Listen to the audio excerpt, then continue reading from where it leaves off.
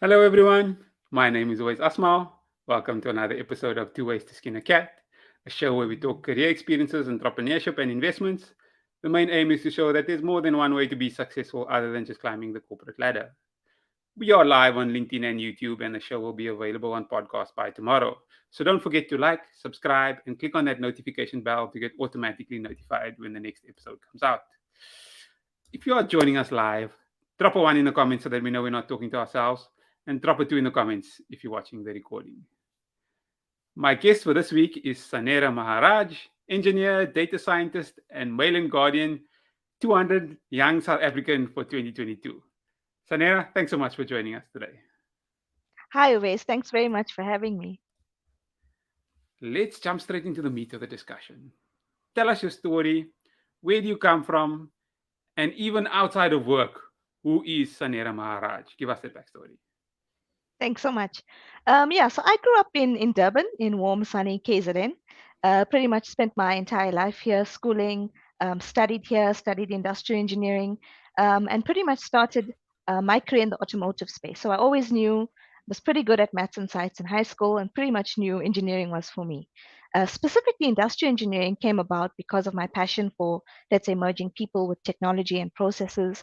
And I also found that industrial engineering was probably one of those areas that was so versatile that you find industrial engineers working in banks, in hospitals, and in the manufacturing sector where I find myself.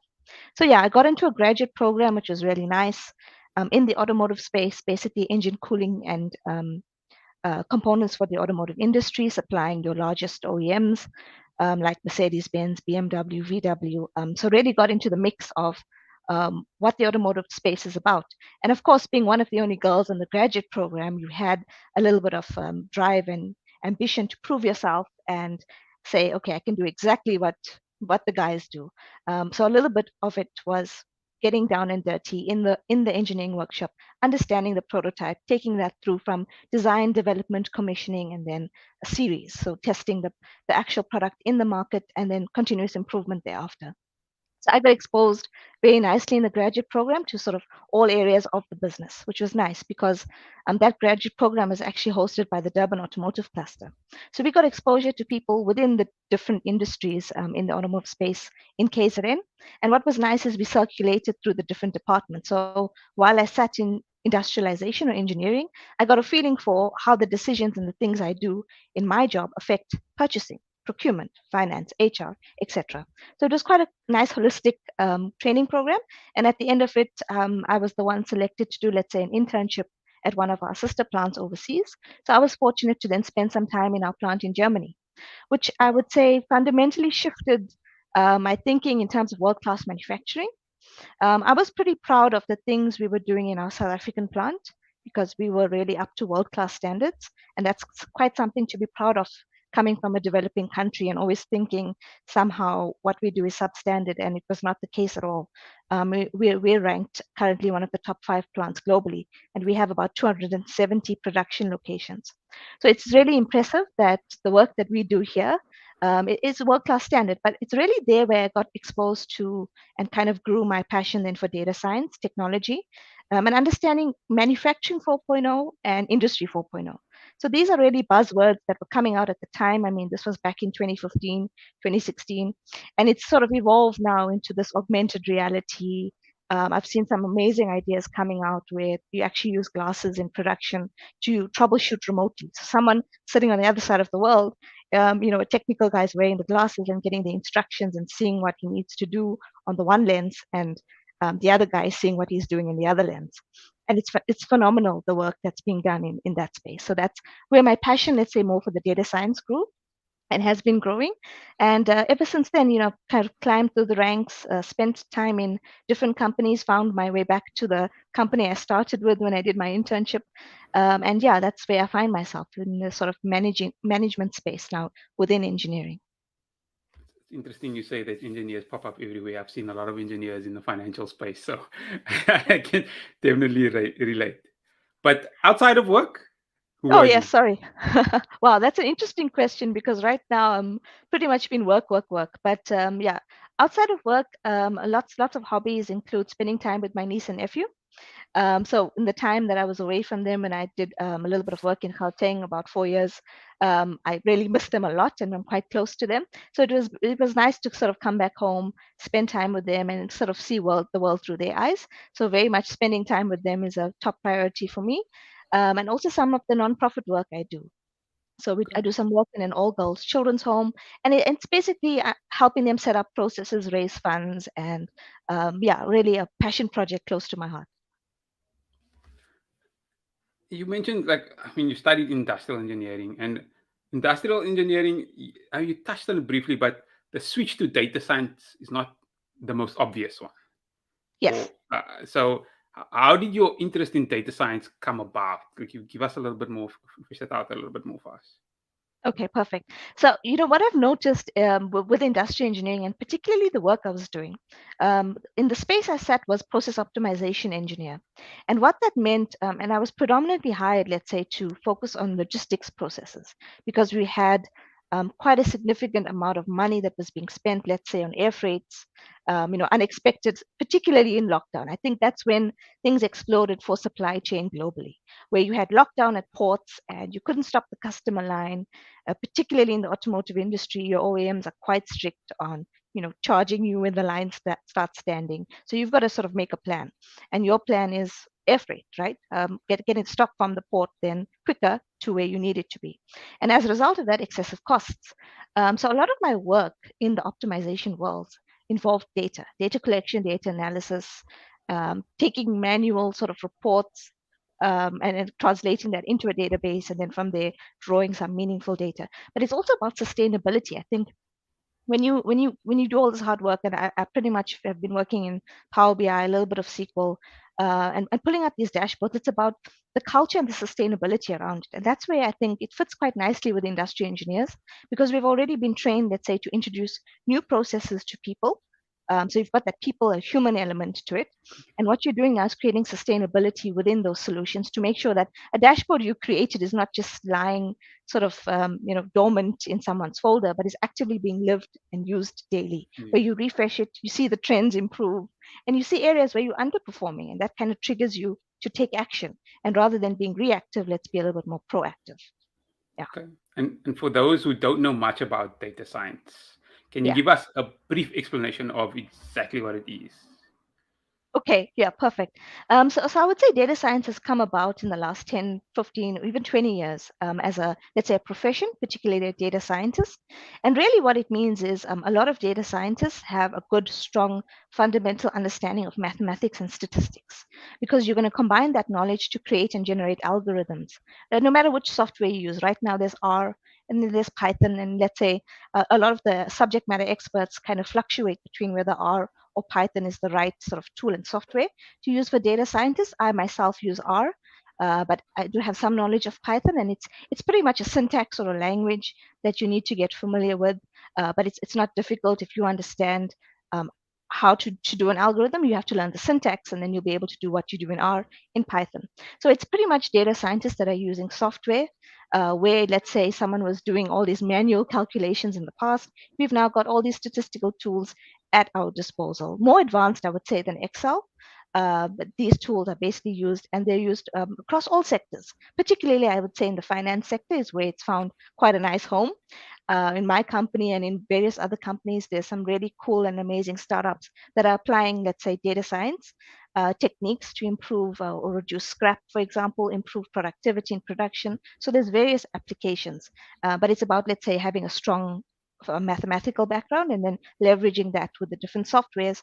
And at the end of the day, a data scientist is pretty much taking data that is somewhat meaningless and giving it life in terms of information and making it speak to people from all levels. I mean, from a shop floor level to a guy that's trying to understand, is my output for the day meeting my target, all the way through to managers on a strategic level to model how the market might look in 5 or 10 years time.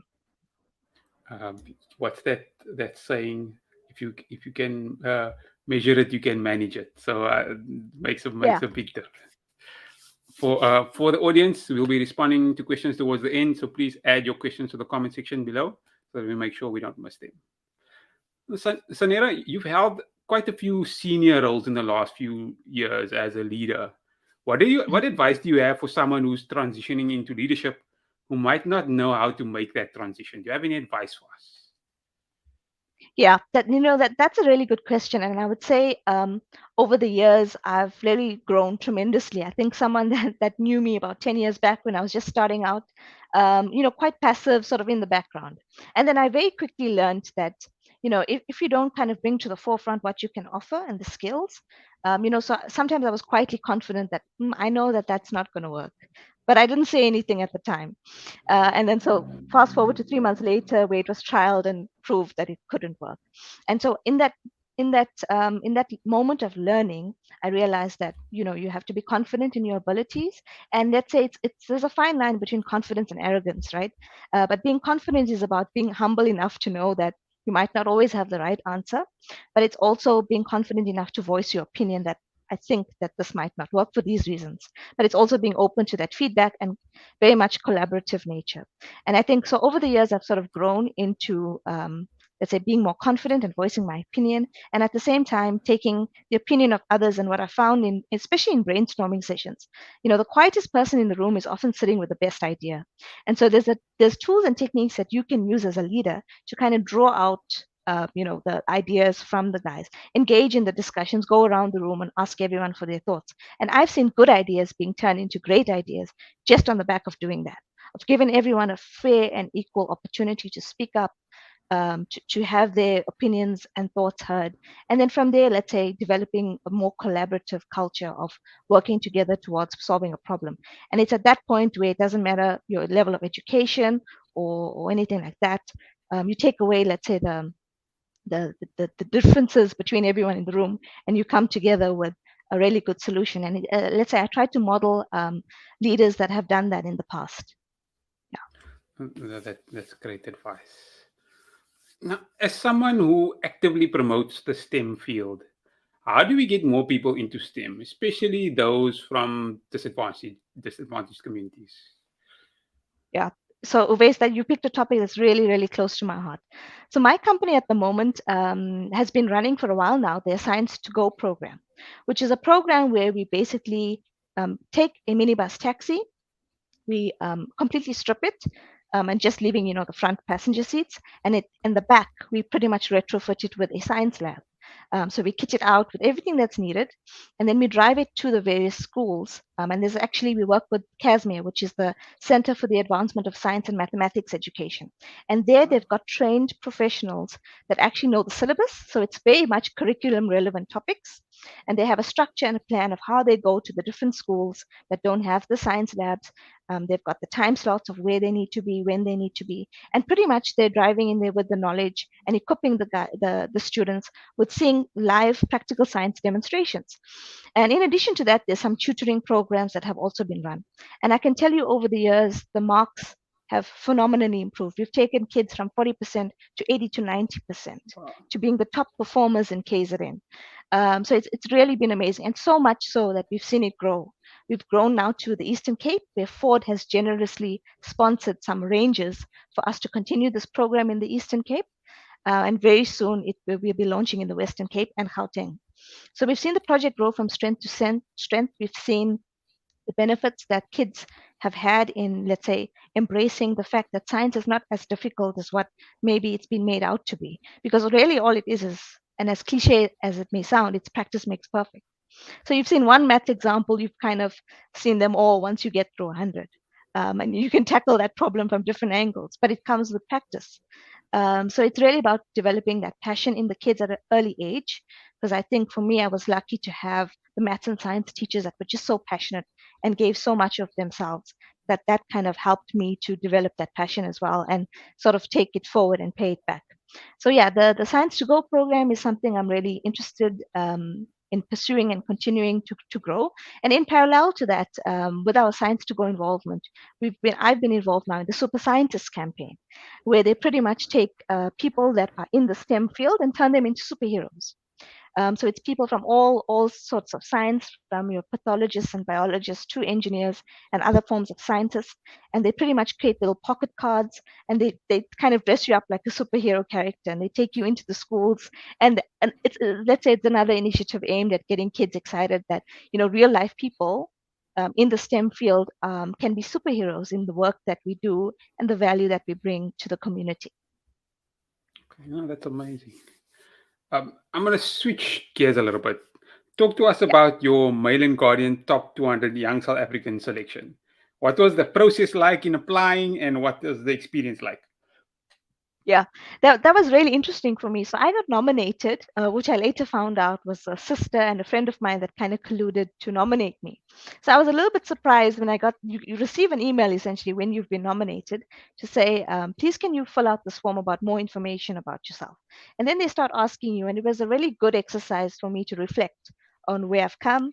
And how much further and I have to go in my journey. But it was a nice reflection. Essentially they asked about what you've studied, how you take the knowledge that you've studied forward to your community and what you do in your community work. And that was really fundamental for me to reflect back on what I've done. And so when I submitted that, it was with the knowledge that, okay, you don't know what the outcome may be because I think 7 or 8,000 people were nominated, but it was just nice to actually get that validation back. And then when, of course, when you receive that email, it was a bit, let's say, elusive because they don't actually tell you you have won. They say you've been invited to the award ceremony, and at which point, oh, sorry, and then in between all of that, they actually allocate a journalist to do a write up for you. So then they put you in touch with this journalist that pretty much writes the article that goes into the final paper. So throughout this process, you're wondering, did I make it? Didn't I? And eventually on the awards night, yeah, you see your name in that category. So they've got different categories. And I was nominated in the mining and manufacturing category. And um, what was really nice is I think out of the 5 of us that were in that category, or 6, I think it was, a lot of them were female. So that was really, really nice to see because mining and manufacturing in particular is quite a difficult category to be a female in. Yeah. No, that's great. I see on your LinkedIn profile that you're also a startup enthusiast. The, I would assume you being in the position that you have, that you'd work mostly in corporates or bigger Mhm. companies. So how did you get involved with startups? I tell you, Race, this is another one where I got really lucky. The company I'm in at the moment, we pretty much support combustion engine components, right? And we know that the trend at the moment is to go electric. And so what that means is that as a combustion engine component supplier, we are somewhat being disrupted, right? And so one of the key strategic projects the company has, and this is on a global level, is to understand how we can innovate and create intrapreneurs, people within the company that are innovative. And so long story short, the company ran an innovation program. They actually only, because we're a European, a German company, they had initially for a few years run it only within Europe. But for the first time last year, they opened it up to everyone globally with all our production locations, South Africa included. So a colleague of mine entered with a really great idea. I then joined his team, and we went through a series of really amazing boot camps. Your typical startup innovation tools. We were coached by a company that specializes in taking startups off the ground. So we got really good training, and we went through it. Essentially, we made it from top 30 to top 16 to top 5 to winning Oh, in wow. December last year. Great. And essentially, what we won was an opportunity to actually incubate this idea. So we pretty much left our full-time roles for 6 months and joined then this whole innovation program focused solely on product, the market. I almost refer to it as an express MBA because we had to develop the product, find the market, get all of it. And let's say at the end of 6 months, we presented to the global board who were, let's say, really impressed with the progress we had made. But at that point, we didn't quite get the funding to continue past the 6 months. And so that's where the challenge has been into, let's say, getting it off the ground completely. We've got some ideas and there's a little bit of IP. That's why I can't talk too much about it at this stage. But I'm really excited that there's an opportunity to, let's say, bring it back to life at some point. But I mean, at getting involved, and I would say this year for me has been a transformational journey in understanding networks and networking. I think that's phenomenal and really important in the startup world because when you have access to these networks, it's when the doors sort of open for you and you get the feedback that you need to grow your products, particularly around the customers. If you have a senior person making that introduction to another CEO, it really helps to get that foot in the door so you can actually sell that product and show them the benefits of it and then eventually get them to test it and actually order the product. So the startup world has been so interesting for me this year. I'm hoping to, let's say, grow that and get more involved in it. Okay, that's great. I mean, that's a good position, a lucky position to be in. I'm glad you shared that with Yeah. us. This is a question I like to ask all my guests. What is Mhm. one piece of advice you would give your younger self? Yeah, very good question. I would say I would give the advice I'd give my younger self is to live a little bit more because I've been quite serious, let's say from school to university, even now with some postgraduate studies. And I would say that life is quite short. I lost my middle sister a few years ago, and that I'm was like sorry. quite pivotal moment for me to realize that life is quite short, and we must take that time to spend the time with our loved ones and family and friends.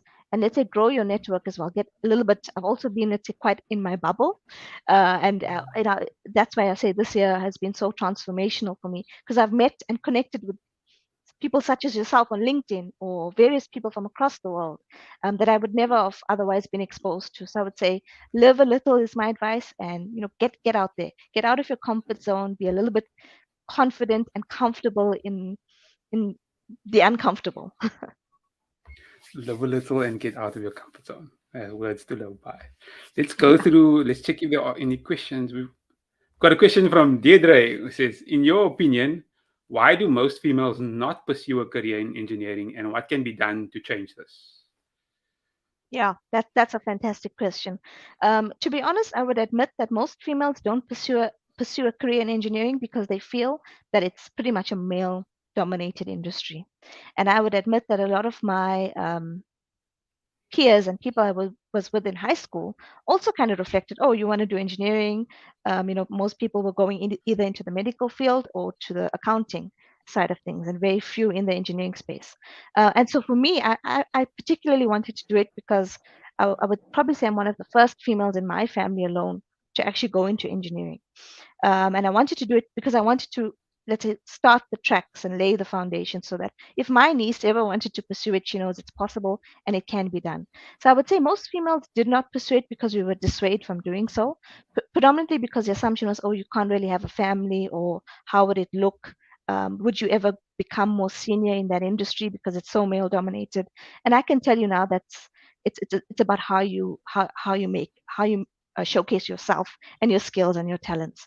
And as long as you can prove that you're capable in terms of delivering, because at the end of the day, I think most companies are interested in people that can deliver. And so, irrespective of male or female, it's about can you perform, can you deliver, and can you grow the company to where it needs to be. So that being said, I think what can be done to change this is some of the work that we're doing with our Super Scientist campaign, Science to Go, and let's say getting females particularly more interested in mentoring and getting the word out there that it's possible, it can be done. It's not going to be easy, and I don't think any industry is easy, but it's just getting the message out there that it's possible and it can be done. That's a great answer. Any last few words from you or anything we didn't discuss that you'd like the audience to know? Yeah, no, thanks for the opportunity, and thanks for the great questions, and the opportunity to actually reflect and see where I'm at. And there's lots more that I want to do, and I know is possible and I will achieve with the help of, let's say, the great support structures and networks.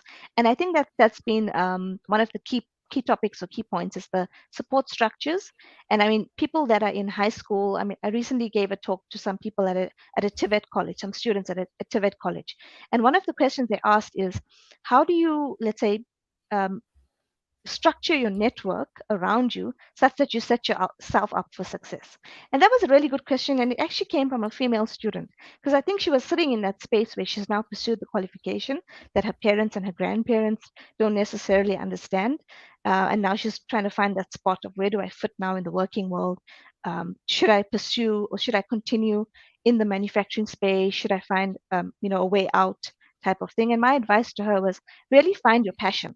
Find what you like, find the industry that speaks to you. And some of it is going to involve some research, interviewing different people, going out there and finding where your niche is. I always say I kind of stumbled upon the automotive industry, um, and and and it sort of found me rather than me finding it.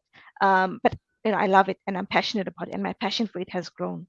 So that would be my advice, let's say, to young graduates or people that are thinking about pursuing, let's say, graduates who have that engineering or science qualification that are curious about what's the next step. I would say spend some time understanding the different industries and where your passion lies. And then to high school students, I would say definitely spend time following, shadowing different industries, people in different industries, find mentorship programs. There's actually a lot of opportunities out there, and I think it's all about taking ownership. Let's say the one thing that common theme that comes to mind is control of your own destiny. It lies in your own hands, and there's lots of help out there. If you need it, just reach out, ask for the help. You will get it, and essentially where you want to be lies in your hands. That is a great way for us to end. The show has been live on YouTube and should be available on podcast by tomorrow. If you are watching on YouTube or listening on the podcast and you feel that it's added value, don't forget to like, subscribe, and click on that notification bell to get automatically notified when the next episode comes out. Sanera, thank you so much for your time. Thank you very much. Thanks everyone for joining us for another episode of Two Ways to Skin a Cat. Goodbye.